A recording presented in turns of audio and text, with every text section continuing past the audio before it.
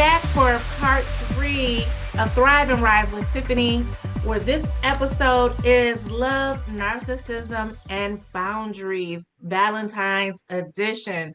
And when we wrapped up with part 2 with Dr. Nampanji Thomas, we were having a great conversation that I want to continue so you can dive in a little deeper about the person, because the victim of narcissistic abuse, one of the big things that happens to them is losing their voice.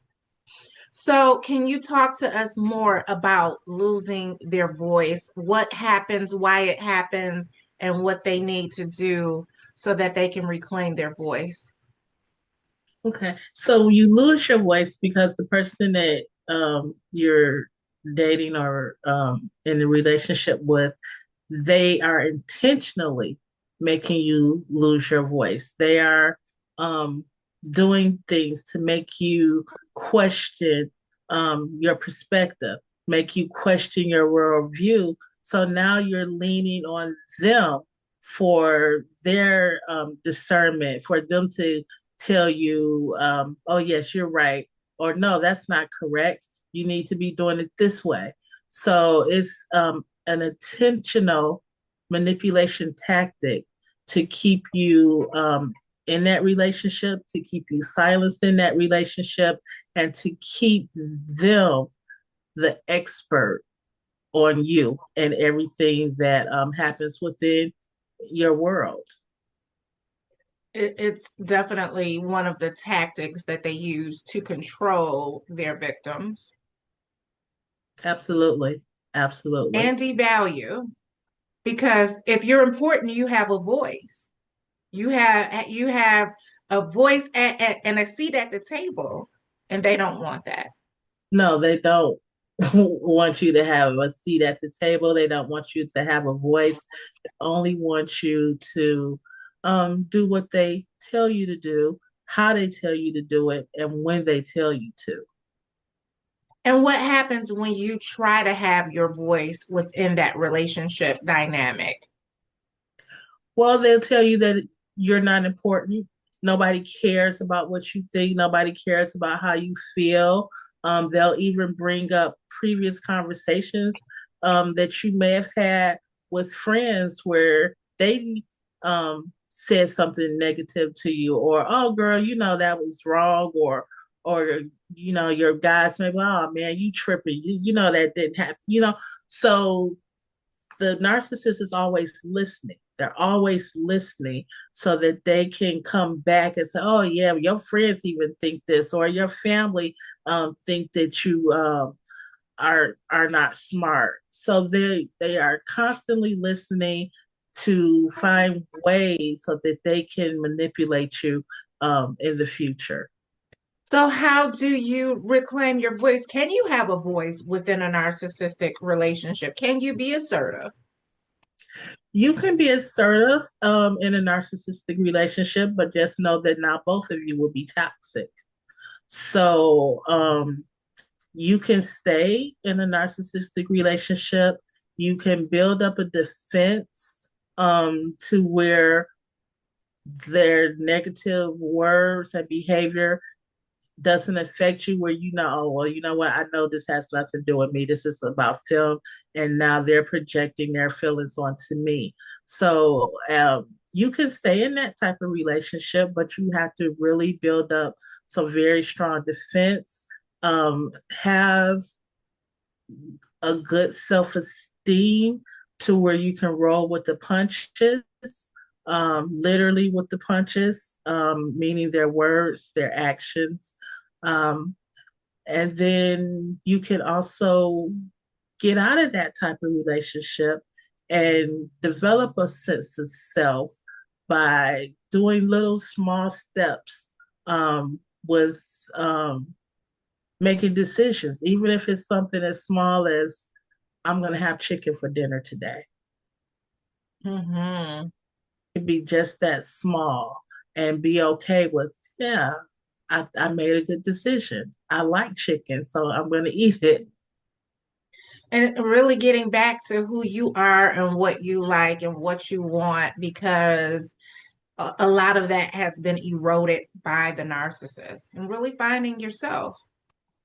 Exactly. Even things that you once like, you may have stopped doing because that person didn't want you doing it anymore. So getting back to some of your old habits, hanging around family and friends that are encouraging and will help empower you, reading books on empowerment, doing affirmations daily, even every few hours or so, if that's what you need to do. What role does forgiveness play in healing from narcissistic abuse? And is forgiveness the same as reconciliation? So forgiveness is more about forgiving, so for yourself. We always hear that forgiveness is always for yourself, not for the other person. And what it does is it takes away the anger that you have. Not that you're going to forget what the person does. It's not saying that you're forgetting. It's just you're choosing to not hold space for that other person. That's what forgiveness does. It allows you to release that other person um, from you and that and their actions so that you can heal. Oftentimes people don't heal because they're still holding on to that hurt that that person gave them. Um, and that's eventually turns to anger. So forgiveness is different than reconciliation.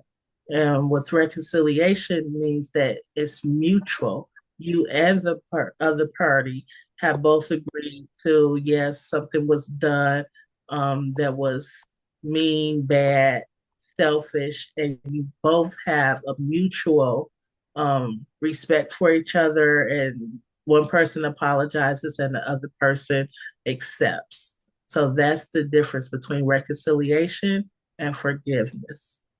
What about self-forgiveness? Because there are victims that will, the narcissist has blamed them for so much.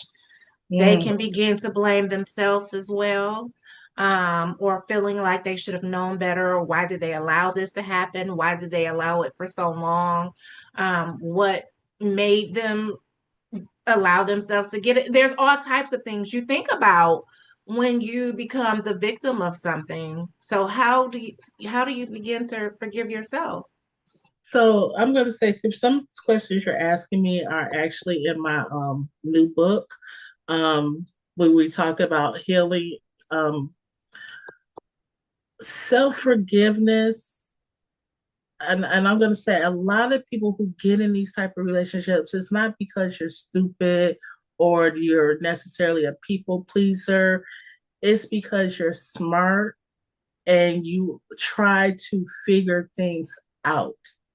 And smarter people tend to stay in narcissistic relationships longer because they're problem solvers. They're natural problem solvers. So they're like, oh, okay, well, we had this agreement. Let's try to figure it out. Oh, well, this happened. Let's try to figure it out. And you're constantly trying to figure it out, and you keep getting deeper and deeper and deeper, which gets you stuck in that situation, and you just stay in it longer because your logical brain is trying to figure it out, and your brain really becomes your prison. And then, like you said, there's a certain amount of trauma that the narcissist could have experienced.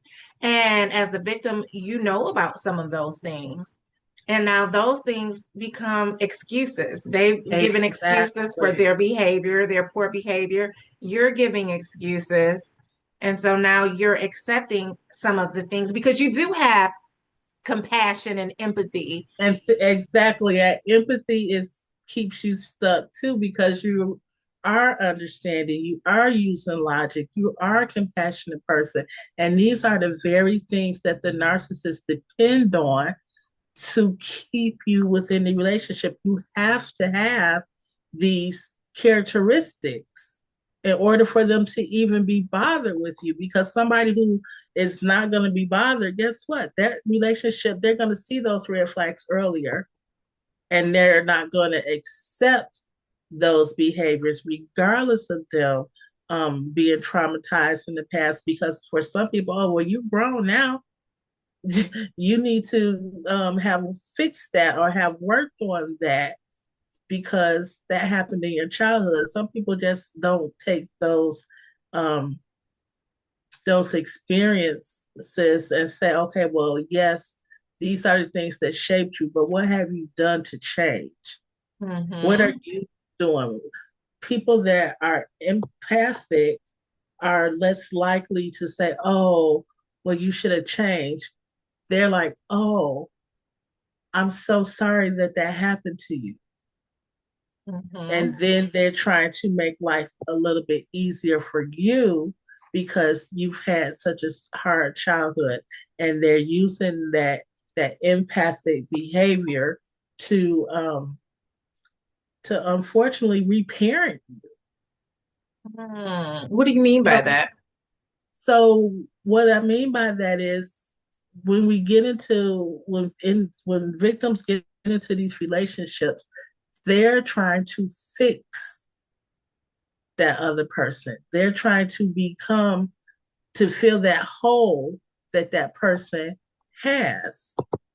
And that's another reason when we talked earlier about why is it so hard to set boundaries and get out of these type of relationships, because we are the healer. We are the people pleaser.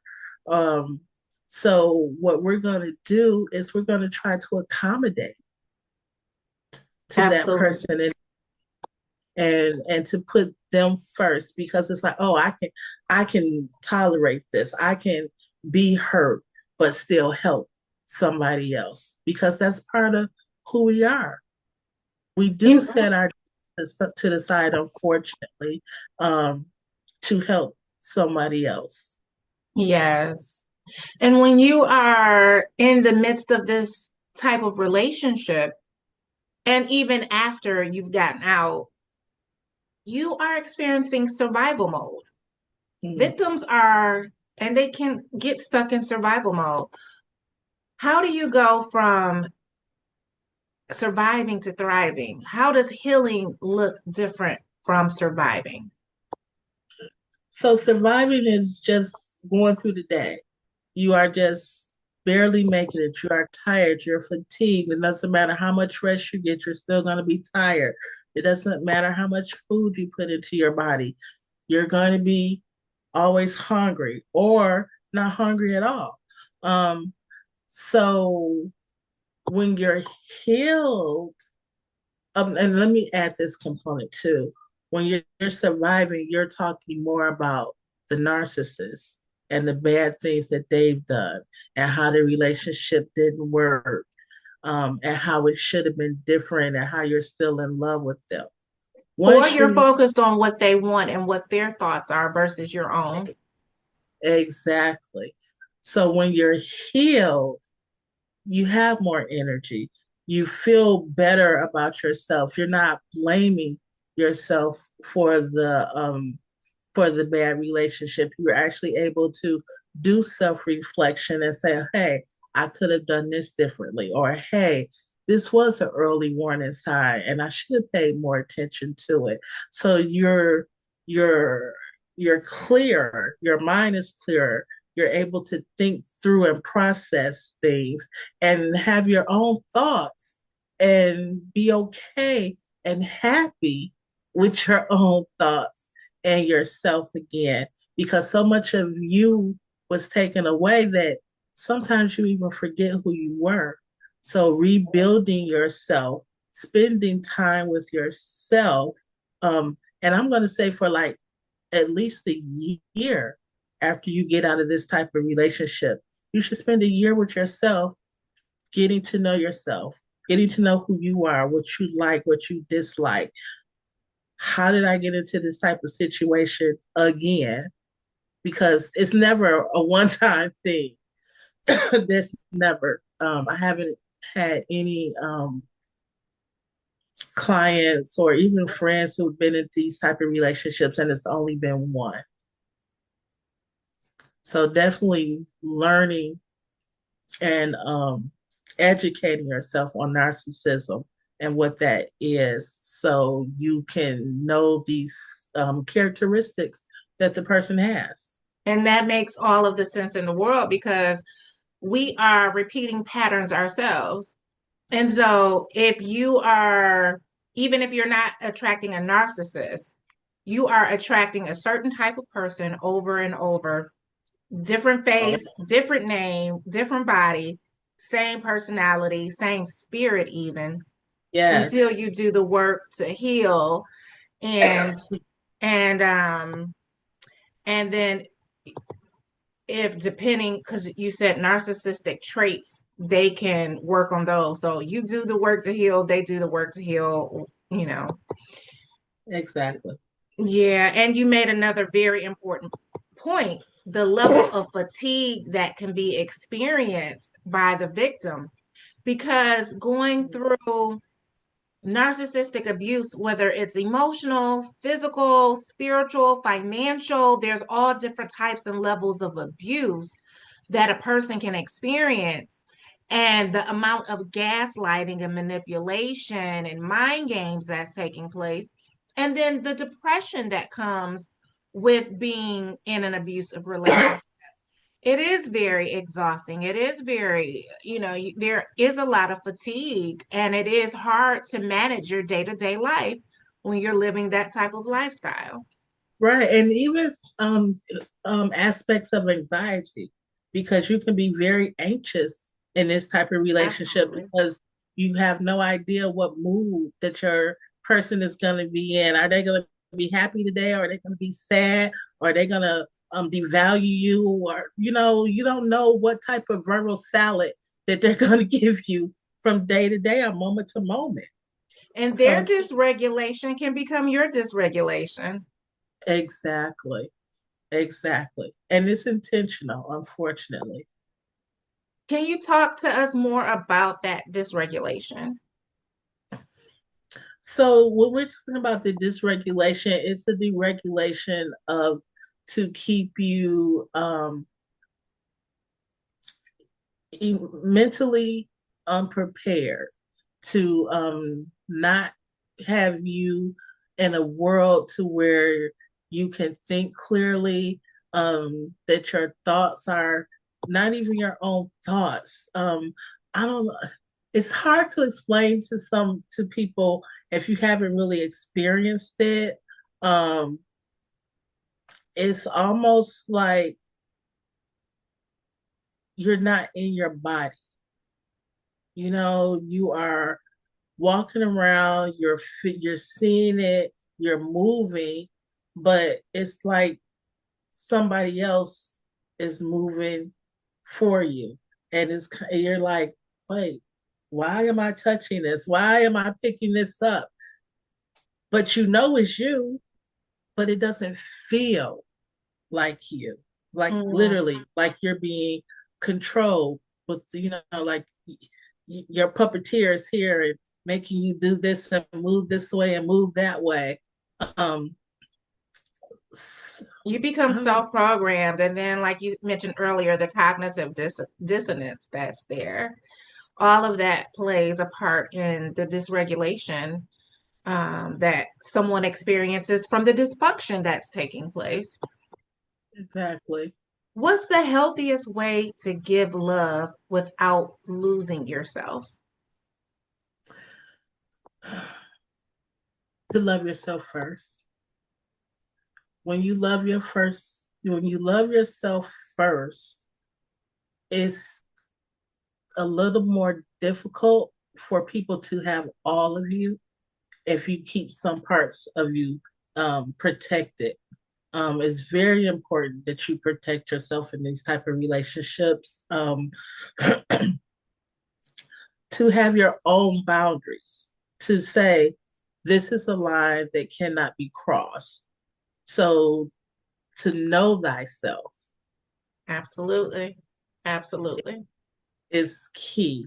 Um, because once you know yourself, nobody can take that away from you.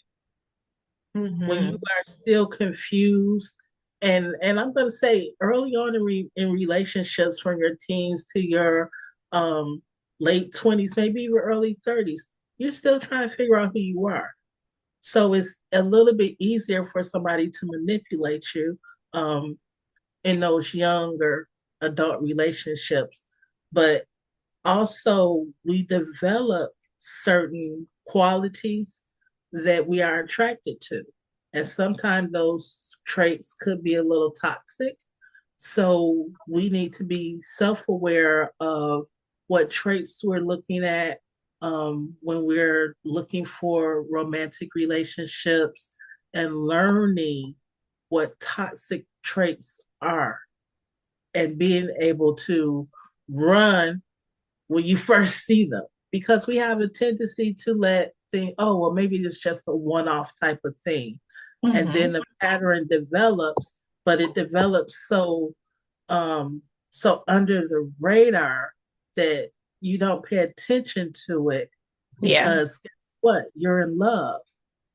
And love tends to put blinders on us, and we will let little things slide that we normally wouldn't slide. You ignore the red flags, and then especially, like we said, that trauma bond, you know that this person has had a rough life, rough childhood, rough experience, and now you have compassion, so you let that red flag slide. Or now you have empathy, so you let that red flag slide, and now you understand because you've been through something similar, so you let that red flag slide. Or you want that love, you want that attention, you're filling your void, you want validation, so you're going to let that red flag slide. Right. And then there's even the intimacy part where you may feel chemistry with this person. You know, you may be in their arms and you're like, oh my gosh, oh, I'm melting, and that And you feeling love them, you honestly love the person, and exact, that's difficult because now you're in love, you love this, and love covers, right? That's what the Bible yes, says. When you yes. genuinely love someone, it covers a multitude of sins. And so Yeah, yeah. we let things go. We let things go because sometimes we are in love with being in love, and we come from maybe certain families of dysfunction, and like we talked about earlier, that this becomes normal place or commonplace to us, and oh, this is how relationships supposed to be, It's and familiar. yeah, and it's not. It really isn't. Being able to identify dysfunction within our own family of origin so that we don't repeat that same toxic and dysfunctional behavior generation after generation. And when you're young, one thing that I notice with me, when you're young and you see things happening repeatedly in different relationships, you begin to think this is normal because I'm seeing it at my, with my family, I'm seeing it with friends, different adults in different spaces. And so this must be the way that it is. Hmm. When no, you may see this dysfunction in different relationships, but that's not everybody's relationship. Exactly. Exactly. And then sometimes we start to think, which we should, what's going on with me? Why is it that I'm attracting the same type of person? Because guess what? There are some things that we need to change. And we Yes. need to be honest with ourselves and say, yeah, you know what? I do have some traits that, I can work on that will probably get me in a better, healthier relationship. So doing that self-assessment, doing that reflection, um, is going to be key to getting you out of toxic relationships. And societal norms are not always right. Just because it's popular, just because people have been doing it for generations, or just because people do it in certain communities doesn't make it right or healthy. I won't even say Right. right. It doesn't make it healthy. So we have to learn to identify green flags and make healthy choices. This has been a Yes. very powerful conversation. We are going to go into the part of the show where we're doing rapid fire questions. And so we're going to start with charm or character. Which matters most? Ooh, character. Narcissist or insecure person pretending confidence? So wait, narcissist, say again. Or narcissist or insecure person pretending confidence? Insecure person pretending confidence. Love or boundaries? Which should come first? Boundaries. Ghosting or silent treatment? Which is worse? Ooh, I'm gonna say the silent treatment. Apology or changed behavior? Change behavior. Personal growth or relationship growth? Ooh, oh, that's a hard one. I'm gonna say personal growth because personal growth can lead to relationship growth. Rebound or reflection? Reflection, Codependency or self-protection? self-protection. Trust or verification? We need receipts, so let's verification. We need receipts. Instant chemistry, danger, or fun? That could be a little bit of both. I don't know. Can I do both? Can I say both? It's your answer. I, It's your yeah, answer. I think both. Narcissism equals self-love, true or false? Boss. Jealousy, is it normal or is it a red flag? Oh,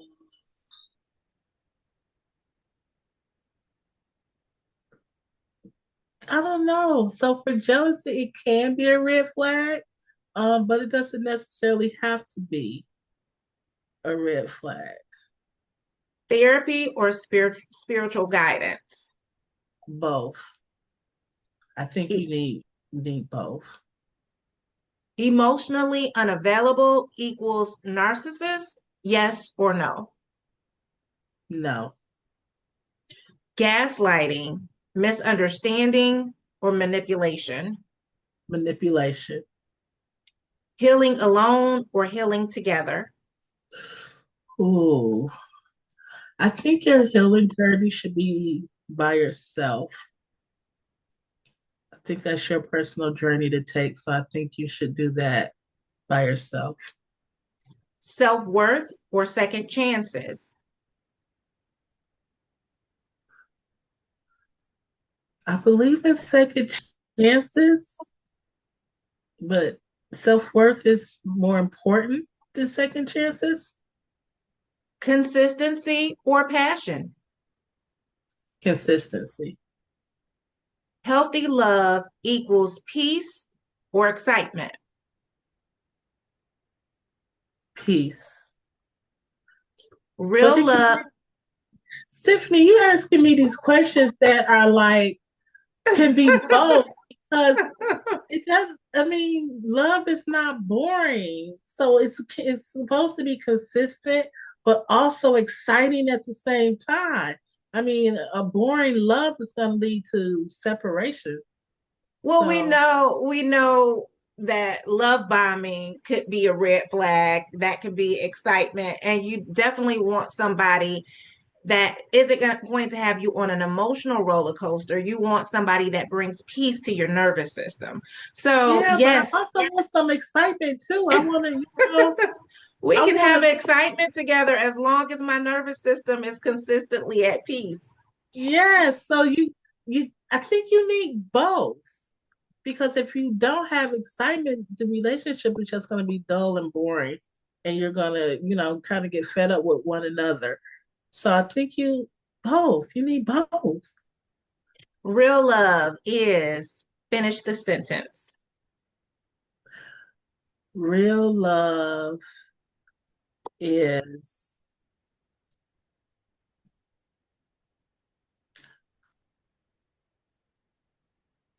real love is a journey of two people exploring each other and choosing each other. Mm.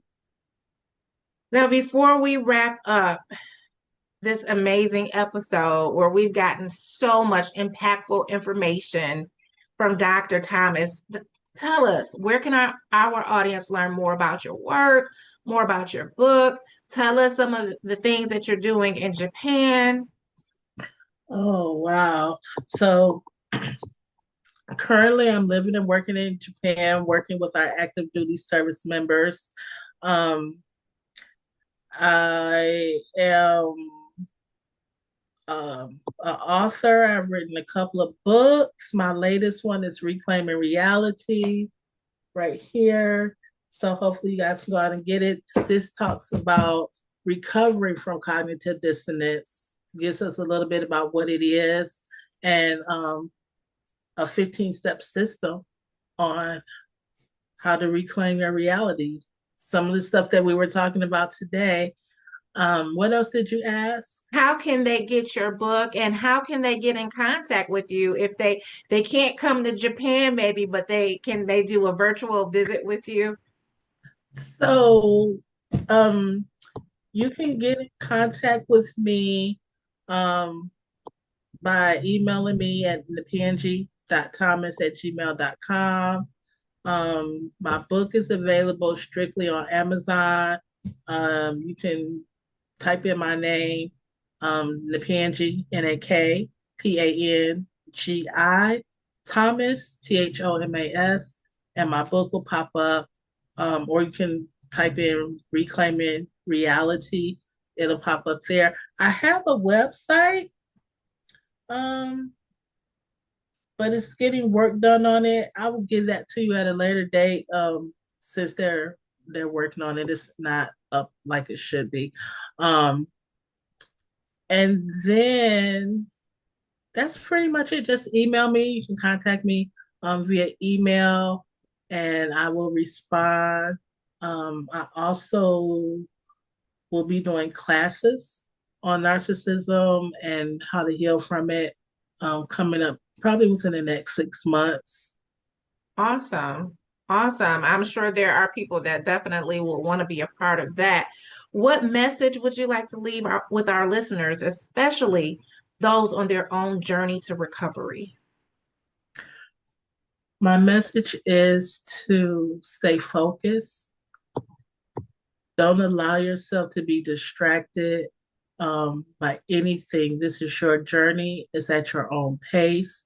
Don't let anybody tell you that you should be healed by a certain time. Take your time. Be patient with yourself. Be gentle.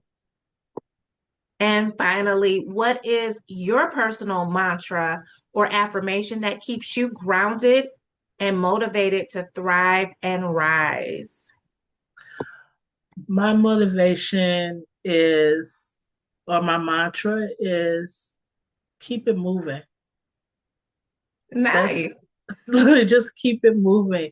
Don't let anything stop you. Yes. There's always going to be obstacles and barriers to get in your way.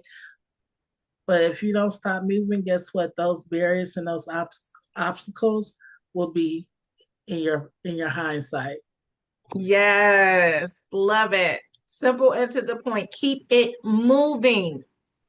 I want to thank you, Dr. Thomas, for taking the time out with us today in Japan. We're hours apart on the timeline. Thank you so much for all of the information. I know this is a powerful episode that it's going to help many of our viewers and wake them up and give them insight and give them encouragement and empowerment. And I want to thank you all for joining us on this episode of Thrive and Rise with Tiffany. We hope today's discussion has inspired you to grow connect, and thrive in your personal and professional life. To further your journey of self-discovery and empowerment, we invite you to explore the Know Thyself book series designed to deepen your understanding of self-awareness and personal growth. If if her story moved you, if Dr. Thomas's story and information moved you, I want you to drop a flex bicep in the comments and share how you've kept rising in your own journey. Don't forget to like, share, and subscribe because healing stories like this need to be heard. Thank you. Stay connected with our community for more empowering episodes. And as always, keep thriving with Tiffany.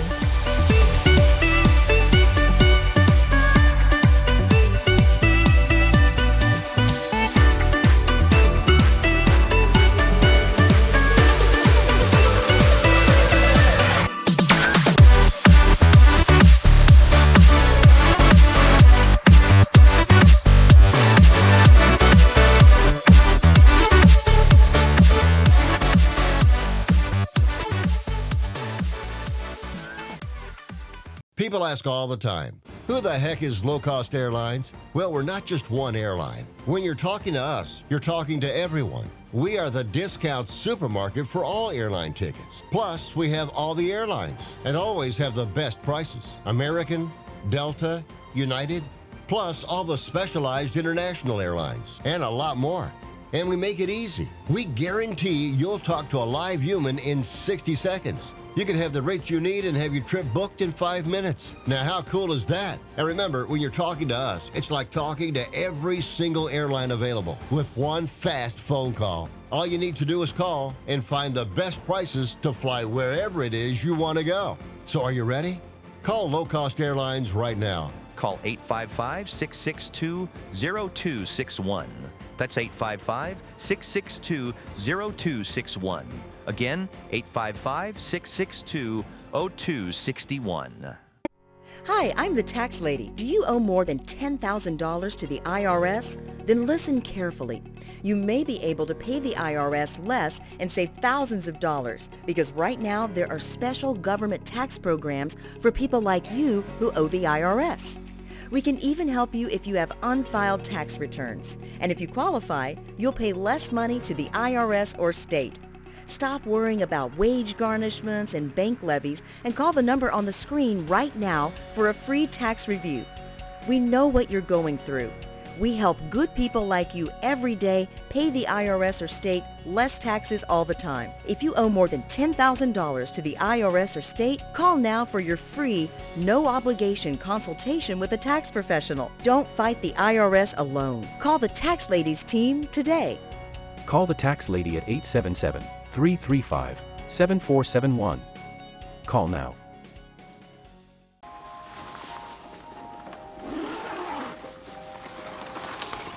How'd it happen? She showed up dead on arrival. This never gets easier. It does when you call CarShield before your car breaks down.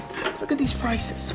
The camshaft, transmission, engine. Don't people know? A plan through CarShield could protect up to 5,000 parts and systems. You hate to see it. An out-of-warranty car is gonna break down eventually. Right, which is why they need a plan through CarShield. Best of all, you'll get access to CarShield's concierge service, who can even help you find a mechanic near you.